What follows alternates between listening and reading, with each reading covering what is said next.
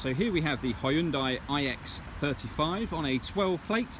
I'm going to show you around the outside of the car first of all, and then we'll hop in and I'll run through a few controls on the inside.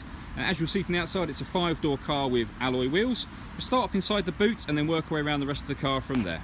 So you'll see as we approach the back of the car that we've got reversing sensors, plenty of boot space, and that 60/40 split folding rear seat.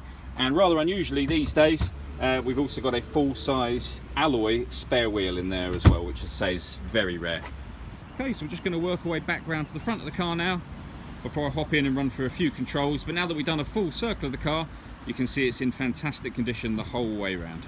Just briefly before I climb in, I think it's worth seeing the interior from this exterior point of view. As you can see, especially given the car is 5 years old, the seats are in fantastic condition, as are the carpet areas. There's plenty to run through on the dashboard, so let's hop in and we'll do that now. Okay, so we're going to start with the dials. On the left-hand side, we've got the rev counter, and on the right-hand side, the speedometer. On the left, you'll see the oil temperature gauge and external temperature, and on the right-hand side, you'll see the fuel gauge. And in the middle at the top, we've got a trip computer, including the total miles on this car, which are 31,915.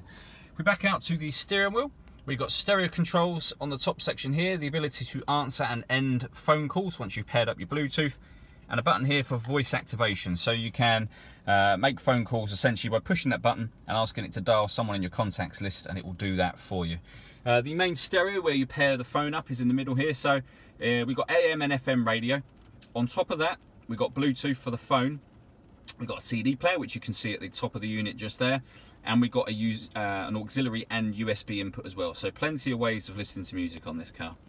Beneath that, we've got the air conditioning, so fan speed on the left, temperature on the right, then simply hit the AC button to turn the air conditioning on.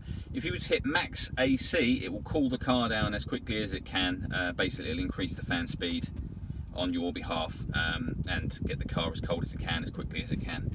Beneath that, we've got driver and passenger heated seats on this side and this side. The ability to turn off the parking sensors should we wish to.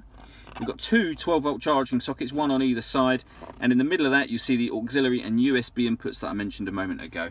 And this car has a 6-speed manual gearbox. All that leaves me to say is thank you for taking the time to watch this video. If you'd like to come and see the car in person and have a test drive, feel free to give any of our MJA sites a call. We look forward to hearing from you soon.